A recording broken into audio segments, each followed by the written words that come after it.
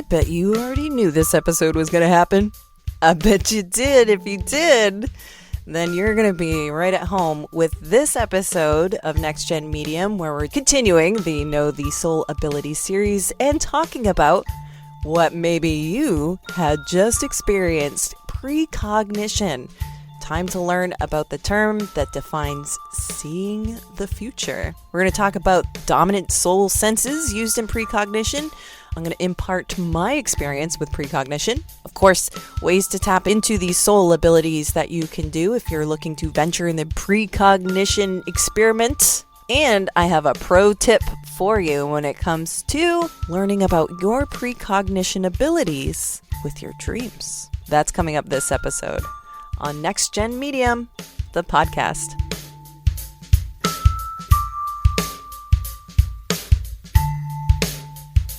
Hey, Sarah with you, NextGEN Medium. I'm the founder of NextGEN Medium, and I'm your host. Guess what? I discovered my psychic mediumship intuitive abilities not too long ago. So through my life, including a precognition experience, I have seen my abilities at work, but never really to the extent that caught my attention. And it wasn't until a couple years ago that I was like, oh, there's this class about mediumship. That's kind of cool. It's about time I checked this out. And so I went and I did it, and my whole world just changed in a matter of hours. And actually, it was a couple of guided meditations that got me there. And with this experience, I have come to uncover this incredible scope of soul abilities that I've possessed that I would have had no idea about just a few years ago. So here I am in my 30s and went through all this time in my life not realizing that I could do this. So I have a mission to make people aware that, you know what? I can't be alone in not having any idea that I could do this stuff, and then realizing, revealing, experimenting, discovering that I had these capabilities. And I think everybody's got the birthright to tap into these soul abilities. So I want to make you aware that, hey, I had that experience and you can have this experience too. That these are abilities that we all share. It's part of your birthright. I also want to share the stuff that I've experienced, the truths that I hold dear, and maybe it could help you in your experience of getting to that threshold of witnessing this stuff for yourself and feeling like you have control, you know where to go in your head, and that you can depend on the information that's coming through to help guide you to get you to your own path, your own purpose. You're already on your path, but where are you going on your path? Why? Why are you going there? And what you have to overcome that you've lived your whole life up to now doing that is just not putting you in the right place. That's what this stuff is all about. And we have started the Know the Soul Ability series, and we are continuing it with precognition. This is one that is a huge one for me because I think this is probably the one experience that triggered everything that I know when it comes to my abilities.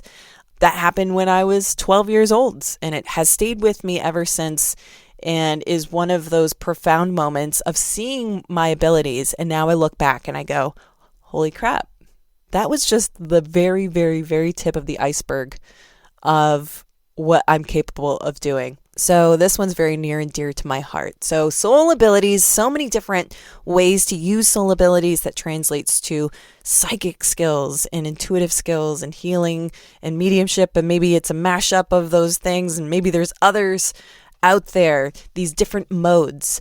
And it's not how you sense, but what you experience that makes a soul ability. Everyone has access to their soul abilities. Like I said, that's what I believe. And some people may be able to access more abilities than others, maybe easier. I think there is how you're raised and what you're open to is definitely a part of that. But which of these abilities is your strongest right now? How many can you tap into right now? These are questions that you want to investigate. That's why you're listening. You have curiosity about. That's why you're listening. And you need to experiment with on your own. So we're opening the possibilities of what's out there with the Soul Ability series and precognition. What is that about? Let's get some definitions going. and get things started.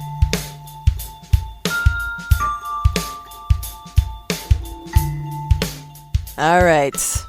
Seeing the future. Movies, TV, pop culture. This is one of those things that I think we're all aware of this ability, but maybe don't connect ourselves to having this ability. So precognition, in simple terms, seeing the future. Other terms related to precognition include prescience, future vision, future sight, premonitions, second sight, dream precognition, psychic. Some of these, okay, and some of these are like, that shouldn't be used in there. I don't know, but I would definitely see this as a psychic ability. I'm feeling pretty confident about that mode as what is in the family. So precognition in the family of psychic abilities. So let's check on a few definitions just to get the definitions in there. It's kind of what you got to do. So from Psi Encyclopedia, a project of the Society for Psychical Research, the appearance or acquisition of non-inferential information or impressions of the future. From Cambridge, knowledge of a future event, especially when this comes from a direct message to the mind, such as in a dream, rather than by reason. And then from Merriam-Webster, clairvoyance relating to an event or state not yet experienced. Let's connect the pieces here. A vision of a future event that is acquired through extrasensory perception, ESP. Another controversial subject out there, but it's gaining reputable clout. And it was discussed in an article about Cornell University professor Daryl Byrne, who conducted experiments testing ESP abilities using classic experiments. And the results suggest psi phenomenon. He published his findings in the Journal of Personality and Social Psychology in a paper called Feeling the Future, Experimental Evidence for Anomalous Retroactive Influences on Cognition and Affect. That is the longest title of my life. And I got a link for that if you want to check that article out. Now, I don't know about you, but psi, P-S-I, it's a new term for me. So I had to look this up, and it turns out that psi, I hope I'm saying this right, has a similar meaning to ESP via Merriam-Webster. Parapsychological psychic phenomena or powers. So Professor Byrne is turning the science world for a loop with all of this ESP information. And if you want to read more about it, you can check out an article I have linked in my blog. It's a slate.com article that really goes into this professor's story, the experiments, and even perspective from the study subjects. It's really, really fascinating. I have a video of this guy talking. I'm all about the TED Talks, so if you're into the TED Talks, then you gotta check this out. It's on my blog at nextgenmedium.com in the article I call Know the Soul Abilities Precognition. And let's wrap up this little segment with the soul ability that is the house of this specific ability lies in the psychic realm. Psychic is the mode, and this is an extension of psychic ability. The main senses that create a precognition experience really centers around the psychic sense, soul sense of clairvoyance, but I'm not going to count others out because how can you tell the future in a sense? I think there's different ways that you can do that, and part of that, you could use your clear knowing, right? So there is an image factor in this, though, that really makes me lean towards clairvoyance. And I guess that's why I would call that as the central sense that's used in this soul ability. But I would not discount other clairs needed in conjunction with a vision in order to receive a future reading in the future. In the future. You remember Conan O'Brien? Like on NBC, Conan O'Brien? Anybody?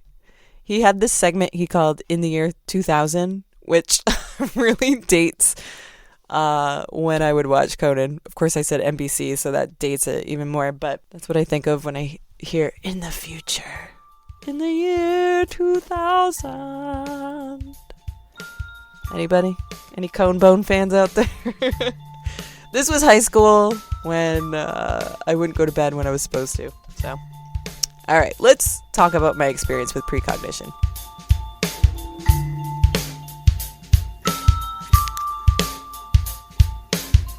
Okay, so not super familiar with the meaning and the word precognition until now. Okay, when I start doing research on this stuff, I want to understand what it's about. I start looking up definitions, seeing other people's experiences, and I can recognize a defining moment emerge of my psychic experiences from my lifetime. Now, let's dive into this experience. So I touched upon it a little bit, and now I'm going to expand even further. So the experience that really heightened my interest in exploring psychic phenomena was a dream I had when I was 13 years old. At this time in my life, my consciousness was awakening in that my perception of the world was evolving to a more adult mindset. And I became more interested in creating things and was prolifically creating artwork and music and recording music and writing lyrics and developing my art skills and stuff like that. So I was really into classic rock bands and rock bands that were cerebral with their music, like The Doors and Pink Floyd and stuff like that. Like, I really loved rock operas when I was 12, 13 years old. And that seemed to be in line with my need to explore my own consciousness and understanding of the world. So this time was also when I was interested in documenting dreams and exploring divination and astrology. And I started a dream journal around this time. And this is kind of the key component to this story. And so when I would wake up and recall the dreams I had and then document them in my journal, this is an experience that came about when I started doing my journaling. So here's the story. It was a week before my 7th grade year in school. One part of the story that I do include that might, I don't know, be too much information, but I think it's important in my story, and I've seen it come up in other people's stories too. So I'm going to add this in here in case it resonates with you. So it was a week before my 7th grade year in school, and also it was the day I started my first period ever. So, become a lady. The day I became a lady, I had this experience. I was sitting on the floor in the living room of my family home, and it was a hot August day, and I was writhing in menstrual pain.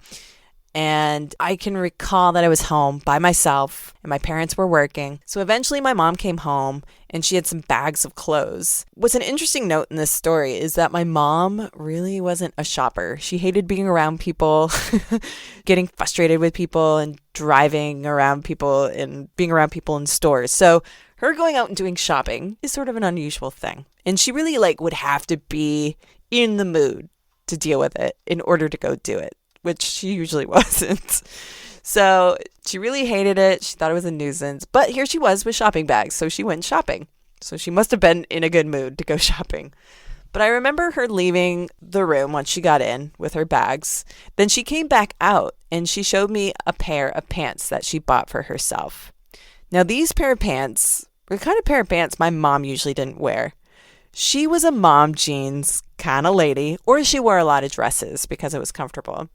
So mom jeans, flower dress that buttoned down all the way to the bottom, like what your teachers would wear back in the 90s. You know what I'm talking about. But she showed me these pair of pants, which were very unusual for her taste. They were burgundy color. They were kind of like a stretchy fabric, even though they kind of looked like corduroy with the cording. It looked like cording, but it was really stretchy. So it was some sort of synthetic silky fabric. But I looked at her modeling these pants when she was like, "Hey, look at my pants." And it struck me as a moment of deja vu that I could actually place that I had documented 2 days earlier in my dream journal. So in this moment, I'm watching my mom model these palazzo-looking burgundy pants, and that was the exact experience I had in my dream 2 days earlier. Same pair of pants, same color, my mom showing them off, and I think I recalled in that moment, oh my God, I dreamed about those pants. Those pants. And it's such an experience that's like, well, it's pants. Who cares? It's not like you foresaw, some world event. It's just a pair of pants. But to me, it was, holy crap, I dreamed those pants. This is the craziest thing I've ever experienced in my life. And I had written it down in my dream journal. It stunned me. I was really shocked. And I remember saying to my mom, I dreamed you wore those pants. And that realization has been a memory that I continue to draw on as an incredible psychic experience that has since been a defining moment in my life where I can look back and I can be like, this is where I can say that it started. Maybe there was stuff prior.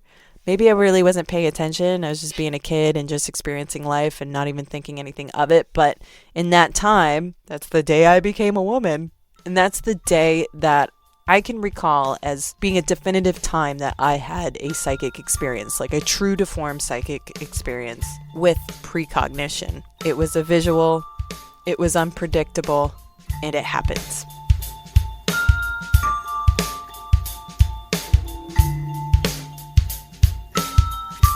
So with this whole Soul Ability series, I have a little list for you as to how to connect you to that place of receiving messaging, but also some tools to take with you along the way. I think everybody's going to have their own journey, so there's really no step-by-step process, and you really shouldn't be thinking about it as a process. Just take in your experiences and take in what you can. So one way to take in experiences and have experiences is by doing meditation. Meditation is important because it helps you find that baseline where you can connect to your own physical, mental, spiritual self in order to compare those experienced external energy messages that come in. So when you're in the place of meditation, this is your normal state. This is your comfortable state. I know this state. You've become familiar with it enough. The more meditations you do, the more you just sit and just take it in. You start to recognize the imagery that's abnormal. You start recognizing the voices that might be going in the head that sound different than yours. And that's really what it's about. What's different? What's different? That's the messaging. And meditation is a way, it's this worldwide concept that everybody understands. So I can point you to that in order to get to that place of focusing inward. And that's where you can recognize the messaging coming in. Now, I have some guided meditations you can check out to practice your meditation, to start using that imagination where we do get messaging there. And it's not all fake. At my blog at nextgenmedium.com, I have an article set up for this particular episode called Know the Soul Abilities Precognition. And in there, I have my videos embedded for the white light meditation for the developing psychic. I also have energy protection meditation for the developing psychic. So you can check those out. Those are very popular videos because people will come back to them time and time and time again as a way to practice their meditation. This is a way to get you set up to start meditating, to get you to that place. But there will be a time when you just want to sit and not have my voice yakking away at you. I would also recommend to know your clairs, your clair abilities.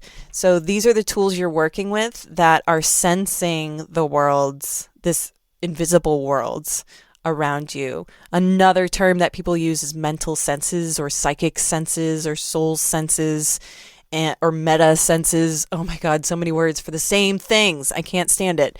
But knowing your clairs allows you to see where your strengths are. It also shows you the possibilities of experiencing this energetic world. And I have a list of them at my blog post, Time to Meet the Clairs. And that's at nextgenmedium.com/blog. And there is a previous podcast episode of that if you want to hear about it. But there's also a written blog for you to visit too. Next up are exercise tips when you are exploring. There are some things I would like to impart on you as ways to practice being in that soul world, getting in touch, maybe even tapping into that precognition that you're looking to explore. One is to keep an open mind. Be open to the possibilities. Don't dismiss stuff that's coming in. Don't doubt the process. It's all what it's supposed to be. Don't fight it. Join it. Next up is meditation. Of course, that's going to be a tip for everything that I mention about anything. Just finding that baseline. Very important. Next up is observing.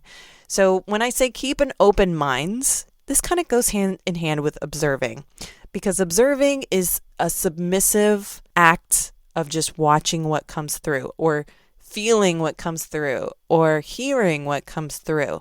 There is no judgment here. You don't get to put it down. You don't get to cast it aside. Observing is watching it come and watching it go. You're just taking in what's coming in. And next up is documentation. If you're going to start this journey, you want to know your progress. You want to know the details.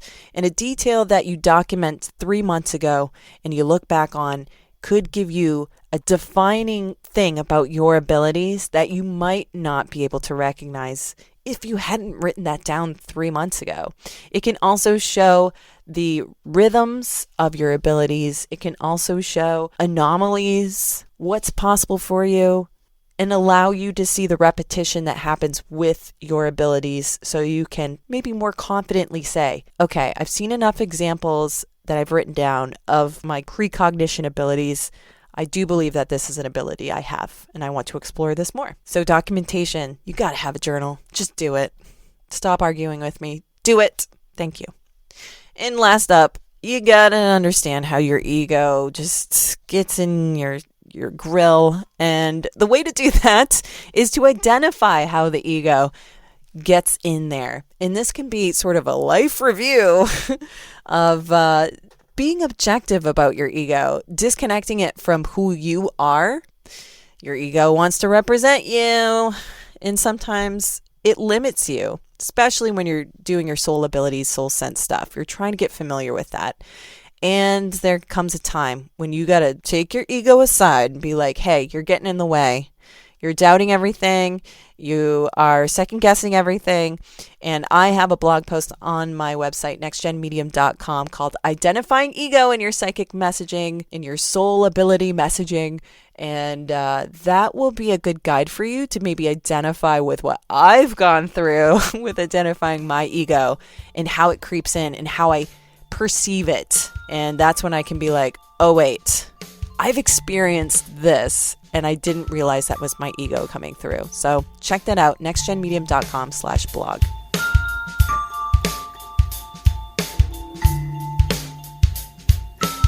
And the last thing I'm going to leave you with this episode is my pro tip. Documentation is key. And if I hadn't documented that one dream that set off what I understand of my soul abilities, my precognition ability, then I wouldn't have known that this world is for me too, that this world is for me to be a part of. And I got some skills, yo. So I'm going to tell you to start a dream journal. This is your pro tip. Start a dream journal. The single most important factor in uncovering my psychic and other soul abilities was documentation, and you need to do that too. Precognition, it happens in dreams. That's how I got it. I'm not saying it's the only way, but starting a dream journal is really, really great because it also gives you insights into how you're working with your intuition too. It helps you discern what's going on in your dreams, what do you need to address, but also how your psychic soul senses, soul abilities creeps into your dreams and presents itself through precognition. So get yourself a dream journal, make it pretty, get a nice little pen. Maybe you can just get an app on your phone. But when you wake up, before you even set your foot on the ground, reach for that phone, reach for that journal, write down what dreams you had, any details involved. Because if you have a precognition dream, a premonitional dream that happens 2 days later, you want that baby written down so you have evidence for yourself. And damn, does that feel good. It does. You want to document what you see, what situation arose, who was there, how did you feel waking up, how did you feel in the dream, where were you in the dream, what stuck out to you, that kind of stuff. And this will set you up to see the evidence for yourself of your own abilities.